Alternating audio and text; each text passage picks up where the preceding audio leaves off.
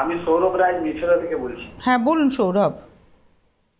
বলছিলাম আমার মায়ের মানে কি বলে ওই চামড়াতে একটা র্যাশ টাইপের বেরিয়েছে, মানে চুলকানি টাইপের। এইবার ওটাতে কোনো কোনো রকম কোনো মানে রস টাইপেরও কিছু নেই। মা সামনে আছেন? হ্যাঁ, মা সামনে আছে। আপনি জায়গাটার দিকে তাকিয়ে দেখুন তো, যে জায়গাটা বিভিন্ন মানচিত্রের মতো আকার নিয়েছে কিনা। হ্যাঁ হ্যাঁ, মানচিত্রের মতো আকার নিয়েছে। 2 নম্বর আমাকে বলুন তো, ওটার মাঝখানটা তেলা আর বর্ডারটা ঘামাচির মতো দানা দেখা যাচ্ছে কিনা। হ্যাঁ, হালকা হালকা আছে, আর একটু রক্ত ঝাপা টাইপের, একটু মাঝখানটা তেলা এবং কুচকোনো লাগছে হালকা। আর সাইডে সাইডে একটা বর্ডার দেখতে পাচ্ছেন, ছোট ছোট দানা।